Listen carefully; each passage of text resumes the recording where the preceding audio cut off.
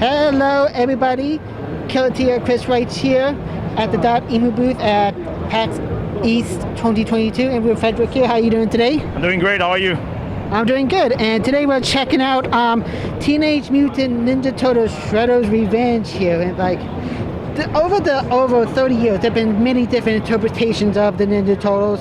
Of course, the '87 series, the 2003, 2012, 2018, and there's like a ton of different movie interpretations. So why specifically settle on the '87 version of these Turtles?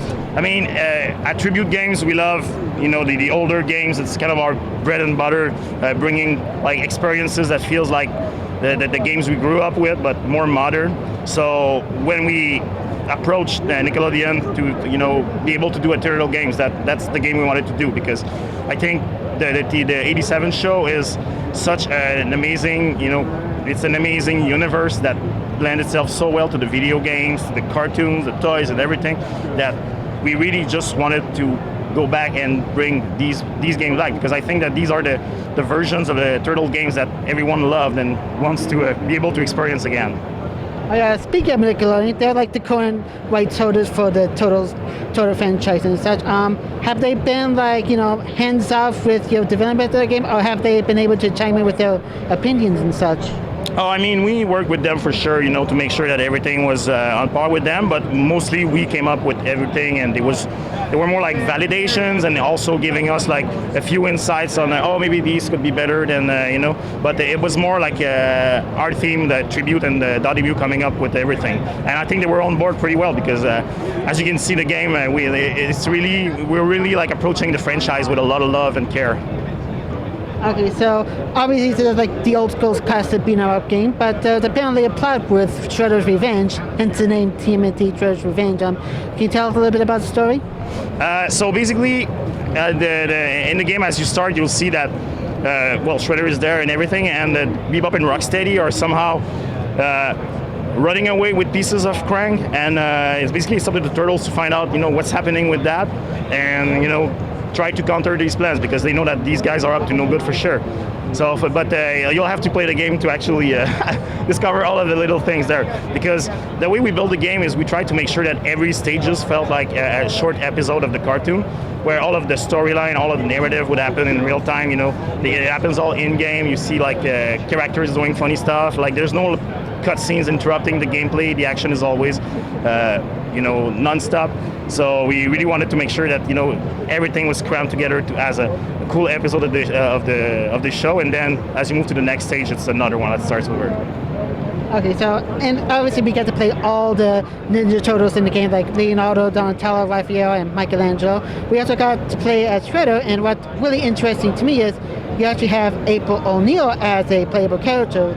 Now I know in the later series she has a more active role in in those shows, but in '87, I'm not gonna say she's like the damsel in distress type, but she really wanted like the martial artist type. So what was the challenge of making her like a playable character? I mean, we went with the idea that April has been hanging out with the Turtles and Splinter for such a long time that for sure she can probably train with them, to become a skilled fighter herself.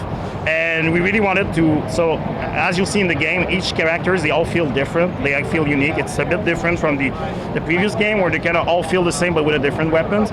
We really wanted to make sure that each character would have their personality, and the way that their special moves and their attacks go, would feel relevant to them. So with April, we tried to do the same thing. So we decided that to make her more like agile, and she also fights with her equipment thing, like the microphone, the cameras, and everything.